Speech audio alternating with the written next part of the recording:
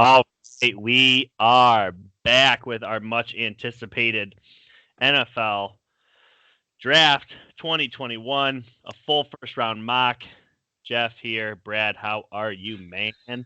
I am so good. Obviously, I'm a huge geek for the draft. And those of you who may have watched our NBA episode when Jeff and I went back and forth doing our player power rankings preseason, that's kind of how this draft is. We don't know each other's picks. We don't know what our plan is. So this could turn into a little bit of a lengthy episode because not only do we each have our assumption on what players go where, we're not trying to predict trades, and I mean, who knows what the other guy's thinking for any given team. So it's very exciting. But gosh, draft's a week out. How exciting is that?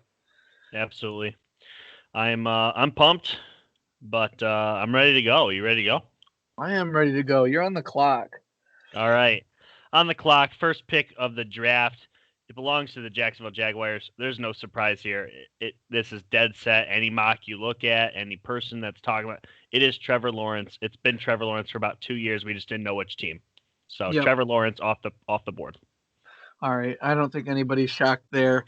And no matter what your assumption is on who's a better quarterback, who's not out of the 4 or 50 remaining, all signs point to Zach Wilson. Zach Wilson, quarterback BYU, going to the New York Jets at 2. And I'm not going to stray from that. I think it's a quarterback, and I think they want Zach. So he's a Jet. Yeah, so the next one's interesting. So the 49ers trade um, with, I believe, the Dolphins after trading with Houston. Mm-hmm. This pick has belonged to several different people, but it belongs to the Niners now. And they make their trade a few weeks back, and all signs and rumors and everything seems to be Mac Jones. And I don't want to change that just for the just to change it. I don't think he's the third best quarterback in this draft. That's the hard part for me. And we had kind of joked off air, I believe, that what if it's just not a quarterback? What if everybody just assumes it's a quarterback? What if they're actually going after Pitts or Chase or lots of different options? But for the sake of doing this draft, Mac Jones at Mac 3 Jones is is being the third selected. pick in the draft. I can't fault you for that pick. As you guys know, I always every year do my own individual mock draft with trades and, what I think. Not saying that's above all these experts, but I can't imagine Mac Jones going number 3, but that's what the rumors say. That's what the 49ers have told us. So why do we have any reason to believe? And Number 4. Oh, sorry, go real ahead. quick, no, you're good. Yeah. I just reminded me. This would be the first time in NFL history that a quarterback goes 1, 2, and 3. Correct? Third time. Third time, so it's potentially 4 that we're looking at would be the first time. Correct. Yeah. If If someone somebody were to trades up trade up to or if the 4, Falcons decide they want a quarterback, it could be 4 for the first time ever, but only 3 times have the first 3 picks.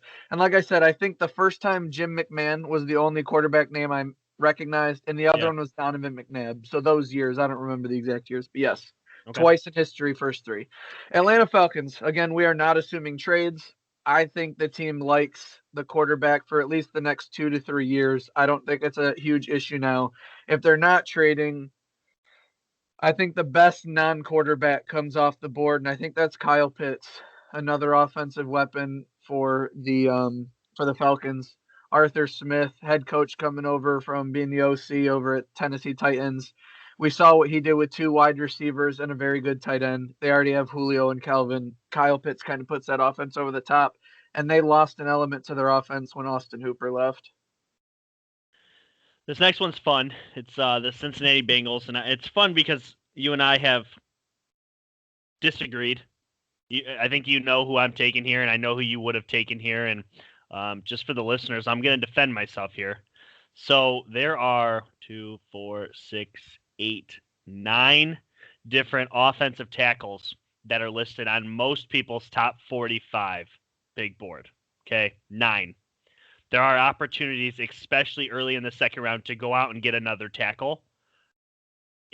Because of that, the Bengals are drafting Joe Burrow's very good friend and the top wide receiver in this class. And the top wide receiver we've probably seen in a while, and last year's class was good. It's Jamar Chase. He's too good to let him go. I don't think Penei Sewell is as good over the next 5 linemen as Jamar Chase is over the next 5 wide receivers. He's the best clear-cut wide receiver in this draft, and they're taking him, and I'm positive of it. Yeah, obviously this has been the biggest disagreement amongst people just in general bar talk or friends on the couch because they look like the only pick after the first 3 that's not moving inside the top 10. You could see any of these other teams moving. It seems like the Bengals are at 5. It's between 2 different positions, Jamar Chase or offensive lineman. We'll see how it goes on draft day. I'll have my own opinions later, but Jamar Chase 5. So that gives me number 6, which now belongs to the Dolphins. Was the Eagles pick.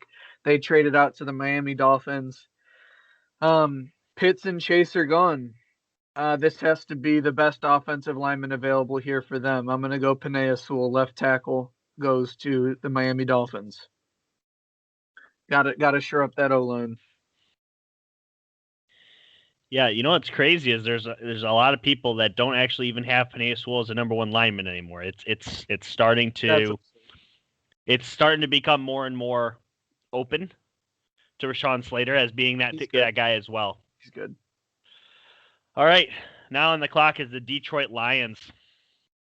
Detroit needs a lot of help. They don't. I don't think they can make a bad pick here. I do like that they're going to have the leftovers of what a lot of people are going to be selecting, because I think the most fun this draft will be is picks 4 through 7, in my opinion. That I am extremely excited for picks 4 through 7.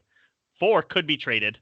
The Bengals, I don't think it's as clear cut as you think that they're just taking Penei Sewell. I think there's a chance they take Chase. I think there's absolutely a chance they could take Chase. I don't see it happening. Yeah. For me, the Lions need a lot of help.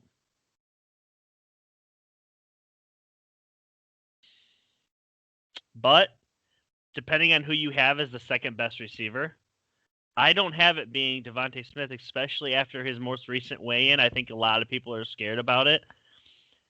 I'm going to go Jalen Waddle here. Lions select Jalen Waddle. I do want to say, though, you said that there's a lot of options. You don't think the Lions can make a bad pick here. I think every Lions fan listening would be like, oh, you'd be surprised. We'll make it happen. At number 7. And they might not be happy with Waddle. So you can't make everybody happy. But I always think that's fun talking about, not making a bad pick, because there's teams that could screw it up. Yeah. Number 8, though, Carolina Panthers. Panthers. I think they got to protect their new quarterback. I think they were bad in 2 areas last year. I think that was cornerback and offensive line. It's too early for a corner. I know there's no corner worth the 8th pick, in my opinion. Rashawn Slater's still on the board. They're going to shore up the offensive line with a surefire lock at a starting offensive lineman. Rashawn Slater, Northwestern. He's going to be a Panther. It's actually a really good pick. I like it. They don't need a quarterback. They actually have very good skill players. I like the pick. Mm-hmm. It leaves Denver on the clock. There's a guy I really like here. I'm going to see if you pick him. I'm curious. There's a lot of options here, but because we're not predicting trades or anything like that, Denver doesn't have to trade up to get a quarterback. And with that being said, I think there's a guy that used to be considered the second quarterback going to be taken in this draft, and it's going to be Justin Fields to Denver. I like the value pick there because there is no trade, so Fields is still on the clock. Gosh, I don't want to give away too much of my mock draft, but every once in a while, they're not taking a quarterback. They like Drew Lock. Don't look for Denver to take a quarterback on draft day. I like Drew Lock as well, and I think that they deserve to give him one more chance. But they don't need as many things, especially offensively, as people may think. Yeah. So if they do take, I have them taking Fields. Give me an update on the picks so far. So So we're down 9 here. It's Trevor Lawrence, Zach Wilson, Mac Jones, Kyle Pitts, Jamar Chase to the Bengals, Penei Sewell, Jalen Waddle to the Lions, Rashard Slater to the Panthers, and now Justin Fields just recently going to Denver, and now it is the Dallas Cowboys on the clock, the first of 3 NFC East teams. I don't think he will be on draft day, but we're gonna have the first defensive player going at number 10, and that's going to be cornerback Patrick Surtain out of Alabama. That's a really dry pick. Almost every mock draft has the Cowboys taking that. But essentially, there's been a lot of flip flopping between 2, 3, and 4 on the corner boards. But Patrick Surtain has held steady as the best corner coming out of the draft. Alabama has produced some very good defensive players over the year. I like Patrick Surtain going to the Cowboys. They got to get a cornerback or defense first, definitely. Yeah, a lot of options here. Moving on to the Giants, the New York Football Giants. They're definitely not going to take a quarterback. They're definitely not going to take a running back. But I think there's a lot of options offensively, whether that be another tackle, whether that be another wide receiver. They definitely need some defensive help. But ultimately, I'm stuck between a rock and a hard place. I think they take best player available because of the way that their coaching staff is right now and what they're looking to do long term. I think they have a lot of really good players that are just young, and they add to it. I think they draft Micah Parsons. That's a great pick for them at number 12. Or is that 11? That's 11. My That's bad. 11. That's 11. That's still a great pick. Micah Parsons, back-to-back defensive players. The Philadelphia Eagles are on the clock. Yep, traded back from number 6. They got to get more weapons on the perimeter. And the Heisman Trophy winner's still there. We're gonna go with Devontae Smith, wide receiver out of Alabama. Another guy who can play the slot, can play outside. Along with Jalen Rager and Jalen Hurts, this Miles Sanders. This offense, I believe, is going to turn into a lot of east and west, a lot of quick passing, a lot of gadget plays, and he's going to help with that reverse runs. So Devontae Smith, Heisman winner, third off the board, still respectable at number 12 for a Heisman Trophy winner. Yeah. His size does scare me, though, being 170 pounds. That's not great. I do think that now that his size is official, I mean, I think you have him high at 12. I think he'll fall farther than that. We'll see. Whoever is getting him is getting a great player, and if he's used right. I just think team need. In my mock draft, I don't have him going this high, but team need, they're going to take the best wide receiver available if one of the top 3 are still there. That's how I look at the Eagles, and one of the top 3 are there, so that they take them. Yeah. As far as the Chargers go, they last year they traded. They traded for Trey Turner, the Pro Bowl guard. They ended up releasing him. They have some cap issues, but they still have to protect Herbert. I think they go Elijah Vera Tucker. It's an overdraft, but you always see that, and I think they take him there. And I know a lot of people don't have him going that high. I just don't understand why. In his last 2 seasons, he started at left guard and left tackle, and he's allowed 15 pressures in 2 seasons. I think those are really outstanding numbers for a versatile guy. I definitely think he's the top 3 lineman in the draft here. But I could see Elijah Vera Tucker going in single digits if offensive linemen start to fall off the board because teams panic, fall into the pressure of those players aren't going to be there. He's a good player. I really like Elijah Vera Tucker out of USC. 14. Who we got? Minnesota? The Minnesota Vikings are on the clock.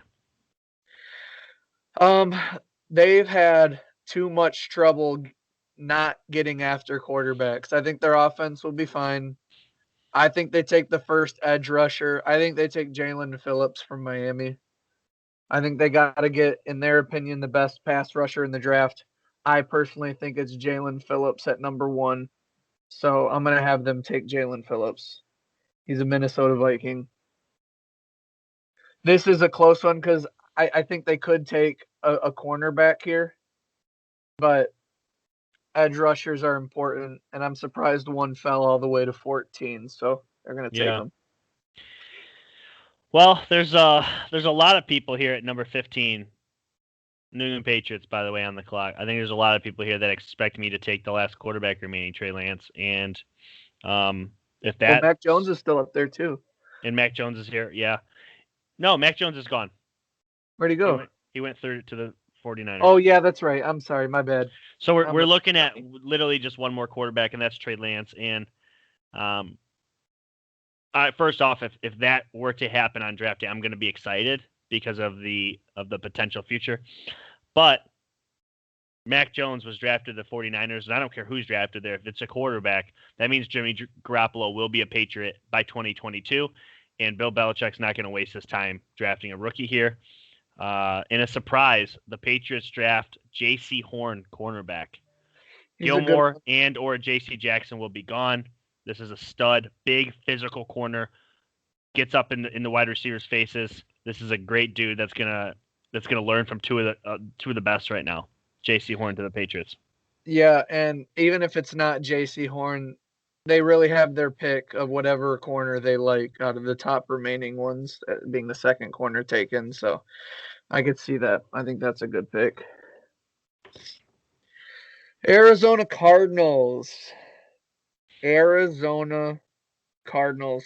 They're going to follow in the footsteps. They're going to go back-to-back corner. They're going to take Caleb Fairley out of Virginia Tech. Which, by the way, at 16. I think is a extreme value pick here. I think that these corners. I know you said there's a clear-cut Patrick Surtain, but these next two, J.C. Horn and Caleb, are both very good, and they'll be there. Also, I mean, they lost Patrick Peterson. You got to beef up that secondary. You got to get it some help again. Isaiah Simmons coming into year 2. I think he's going to be a big-time breakout player this year. Yeah. Well, that leaves me with the Las Vegas Raiders on the clock at 17. Anybody. A lot.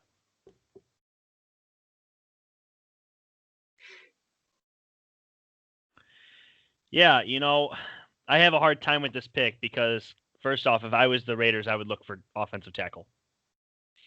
But what the Raiders have typically done in the last 2 drafts is they've drafted a lot of Alabama and Clemson players. They like players that have championship pedigree, and they bring them on their team. But I also think they know what their weaknesses are, and here they're taking Christian Darrison out of Virginia Tech offensive line. Yeah, they kind of blew up that offensive line, didn't they? Yeah, it's pretty bad. The Miami Dolphins are on the clock. I think this is interesting because if they really want to put pressure on Tua, this could be Trey Lance if he's still here, since that's how we're doing this.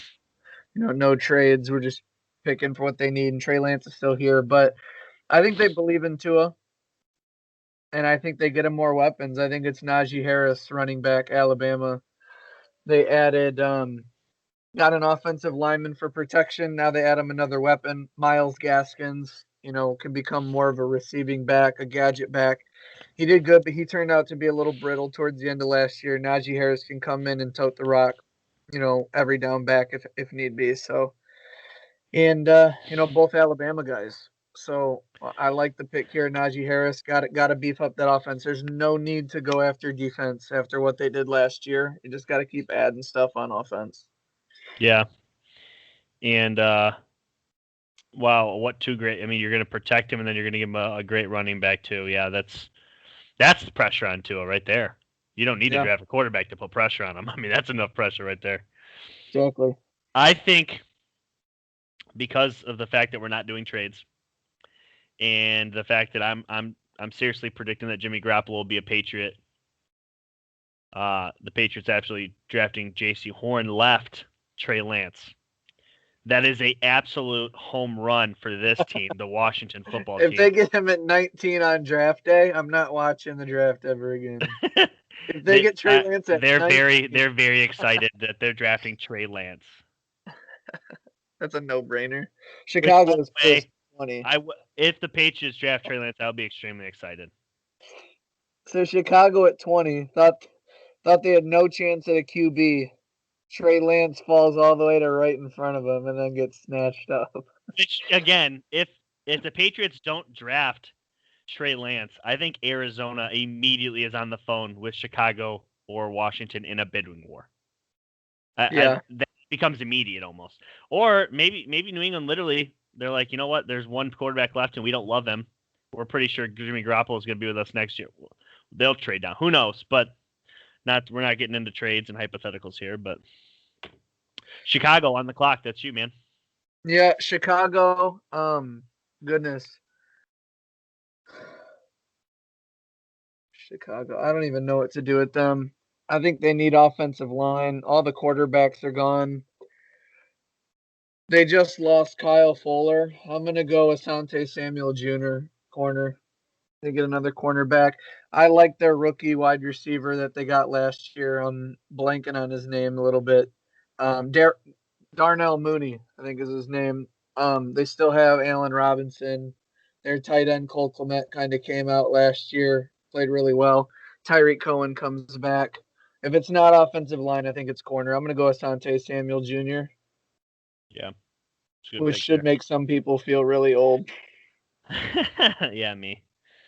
All right. 21 is the Colts. Colts are on the clock. Colts have a really good team. They don't have a lot of holes, but they don't have a lot of Pro Bowlers either. They're just kind of like good. They're like a really good B team, like a B plus team. But they could use a pass rusher, and Kwity Paye is available.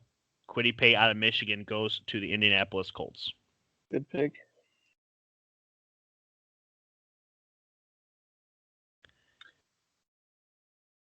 Which really sucks because the Titans are up, and the Titans really need a pass rusher, but Kwity Paye is now gone.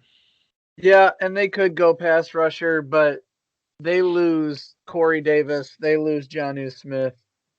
I think they're going to need to replace some of that offensive playmaking. And I think a very versatile piece for them could be Kadarius Toney out of Florida. He's pretty rock solid at the fourth ranked spot amongst wide receivers on most people's big boards. But he can play running back, he can play wide receiver, he can play slot. I think he does a lot of dirty work over the middle for Ryan Tannehill, and also he can move into the backfield to give breaks to Derrick Henry at times. He's more of an all-purpose guy, kind of like I think he's a little bit bigger of a Tyreek Cohen. Is kind of his play style. I think he would well for the Titans, and I think they go offense as well.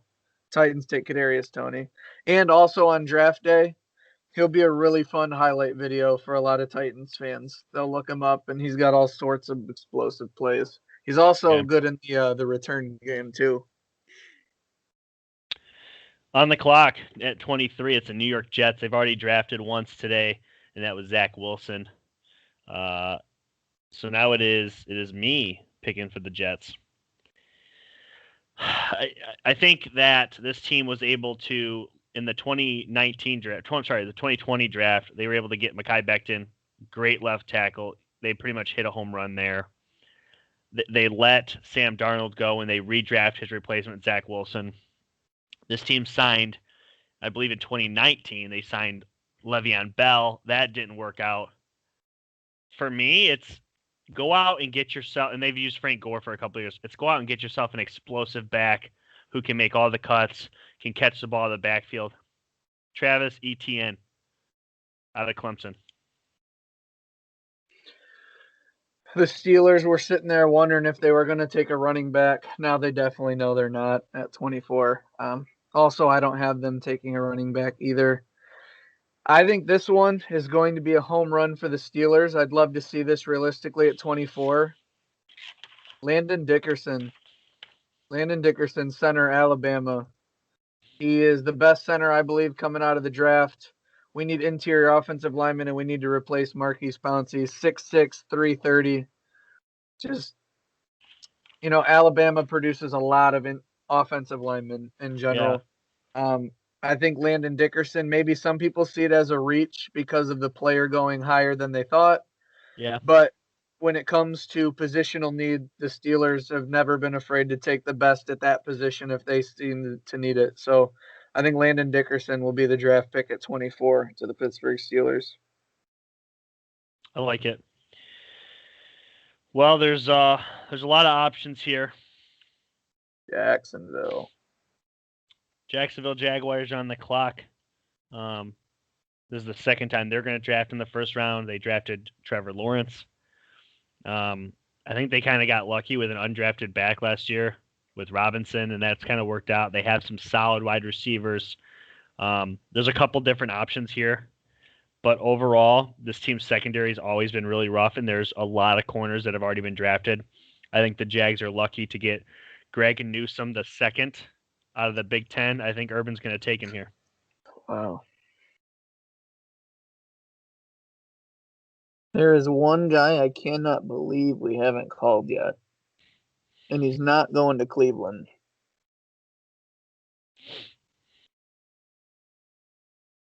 Cleveland Browns are on the clock. One of the best rosters on paper in the league.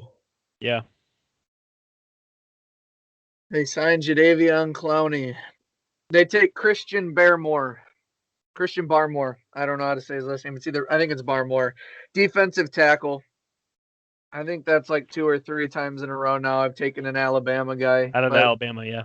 But they play. And when you have Myles Garrett, I mean, they've already got a good defensive line, but Myles Garrett, Jadeveon Clowney, sometimes you just need mass in the middle to take up space. 6'4", 310 pounds, coming out of Bama. You know he was coached right. Guy's got an endless motor.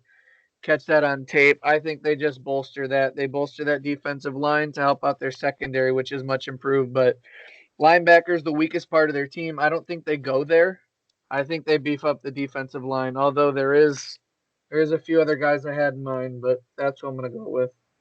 Christian Barmore. Ravens are on the clock here at 27, wrapping up 3 out of the last 4 picks for the AFC North. Ravens need a couple different key pieces. They've lost some things in free agency.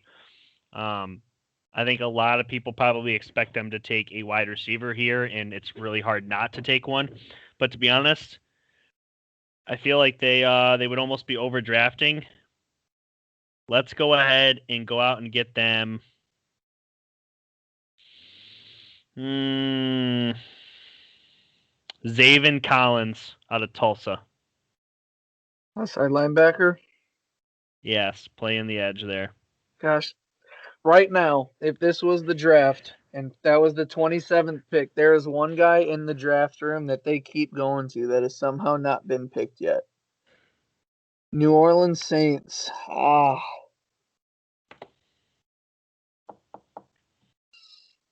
Do they still have Malcolm Jenkins? Malcolm Jenkins. They don't have Quan Alexander. They cut Quan Alexander. But they have Von Bell and. Oh, okay. Oh man. Goodness me.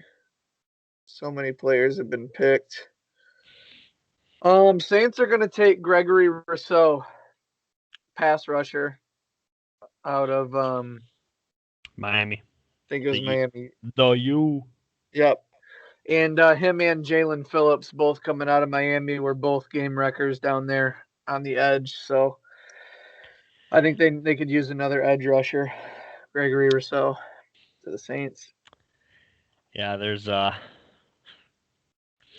players here that are falling, but that's how it is. That's how it goes. It's the draft. Not everybody is needed. For me, this becomes the first time in Aaron Rodgers' NFL career. The Packers will 100% take a wide receiver here in the first round. I just don't know who it is, but I have my guesses. The Packers play out in Lambeau Field. It's cold. You know where else it's cold? I know Minnesota. Yep, Rashad Bateman. Rashad Bateman out of Minnesota. He's a stud. This is a great pick for them, and I think Aaron will be very happy. Rashad Bateman out of Minnesota.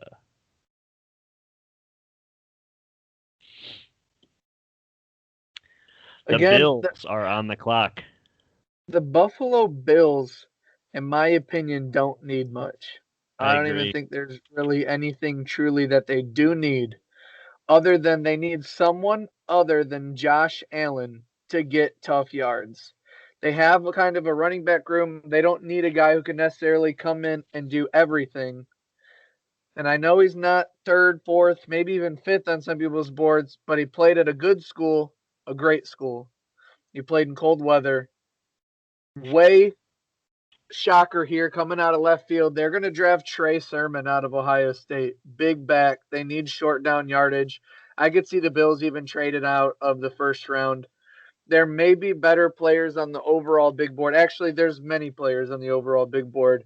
But what they need is a guy they can hand the ball off to and know they're going to get 3 yards. And I think Trey Sermon can do that for the Bills. And he gives another element to their offense. All right. Coming in for 31, and this is a dream come true for them. The Kansas City Chiefs here drafting at 31. You know, they have had they've lost a few tackles this offseason from injuries, and they've cut for cap casualties. But they will take Taven Jenkins out of Oklahoma State, and they'll be happy with that. And now to the team that has the most needs in the draft. Tampa Bay Bucks, Super Bowl winners on the clock. Tampa Bay Bucks, Super Bowl winners on the clock. They got 2 running backs. They got 8 wide receivers, 47 in the front seven. You know, I think that there's a possibility that Chris Godwin could be gone, and maybe even Gronk after this year. I mean, you never know. Some pass catchers. I think Terrace Marshall Jr. out of LSU is going to be the pick here. Another big body guy, can learn kind of behind Mike Evans, who Tom Brady seems to love to throw to. And they just go for depth. They don't necessarily need this, but no matter what I said, they wouldn't really need it. So I'm gonna go with Terrace Marshall Jr. And there's some interesting players that were not drafted in the first round. Yeah, I'm going to Crazy butcher when you his do it name, with but the someone else. linebacker out of Notre Dame, Jeremiah. I mean, the fact that he's still available is kind of crazy. He's the biggest one in my opinion. I think we didn't do enough interior offensive linemen. Wyatt Davis from Ohio State, and if you need a center, Creed Humphrey could possibly both be there. But the one that shocked me the most, and I could not get a team that needed him, is Trayvon Moharig, the Out of safety. TCU. He's so good. He is so good. There's no way he's not getting drafted in the first round. Same thing with the Notre Dame. The Jags probably could have taken him there at 25. There's a couple teams that I thought could have taken him late. I thought the Chiefs could pair him with Tyrann Mathieu. The Chiefs need a tackle. They need a tackle so bad. When we got that late in the draft, the Saints, they have Von Bell and Malcolm Jenkins. Yeah. The Bills have maybe the best safety tandem with Micah Hyde and what's his name? I forget his name already. Jordan Poyer. The issue is we're doing a mock draft with no trades. Yeah. And when players start to fall, I think the first one that fell was Trey Lance. Yeah, somebody would trade up. Somebody would trade up for Trey Lance. Who was another one? Obviously, Trayvon Moharig out of TCU was one, and I just think that there's teams that are going to be willing to move. You know, Penei Sewell, if he falls to the Dolphins, maybe somebody because the Dolphins don't necessarily need a tackle. They're not like hung ho on a tackle. They could use one, of course, but yeah, I don't know. We'll see. This was fun. What surprises do you have in the pipe that you want to share? Oh, like for my personal mock draft, or yeah, when you dropping those? Well, I'm gonna drop those probably the day before the draft. I've got it in front of me. Obviously I predict trades. I've got about 26, probably about 22 picks that I'm locked in on. I'm still kind of, switching here and there, but I get very excited to release that. I'll probably put it up on the Facebook page either the day before the draft or the day of, because I always like getting the responses. And, I encourage all of you listening to make your own mock draft. It gets kind of fun, but it can be exhausting if you really dig into all the players and teams, and if you're going, news changes every day in the NFL. So I just love making them. It's so fun. I enjoy predicting things and trying to be right. And There was a few last year that, I mishit the Browns trading up, but in the second round they still got the guy I thought they would, or Grant Delpit being him. And Yeah. there's so many different things that are so much fun. But I tell you what, the Bengals are not getting Jamar Chase. If there's one thing I don't want to happen, I just some of you are like, well, that's because the Steelers play him, and it's like, man, they got T. Higgins and Tyler Boyd. That they got to protect Burrow. I put it up on the Facebook page. I mean, see that scar on his knee? That tells you what position they're drafting. They're protecting that boy. Get out of here. I don't know, man. I just think that it's not every day that you have a situation like this occur where a star quarterback and a star receiver who were teammates have the opportunity to land with each other again, and the player that you need the most is actually plentiful, and they can get him. I mean, right now, the Bengals are going to be drafting 37th, I believe. Okay, here are the guys they could still get. Sammy Cosmi, he's a 6'7", 300-pound offensive tackle. Okay, they could get Alex Leatherwood, a 6'6", 310-pound offensive tackle out of Alabama. Jalen Mayfield, 6'5", 320 out of Michigan. Okay. Liam Etchenberg, 6'6", 308. Dylan Redudez out of North Dakota State, 6'6", 300. They're fine.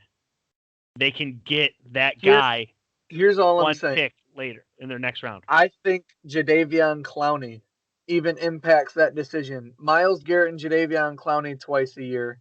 And then you've got TJ Watt twice a year. And there's so many freakish athletes that they're going to play this year. They play the Bears. That's Khalil Mack. I believe the Bengals are going to draw the 49ers from the NFC East. You've got Nick Bosa and Armstrong. I just think that even when you start to look at the schedule, you're going to have all pro pass rushers every week playing against the Bengals. And we drew the AFC West, which has Joey Bosa, and also has Von Miller. And I just when you start to look at their schedule and the way they want to play, clearly they want to throw the ball. So I guess a wide receiver makes sense, but I still think there's applicable wide receivers. I get what you're saying. I agree that Panea Sewell, the gap for the next 5 is smaller than Jamar Chase.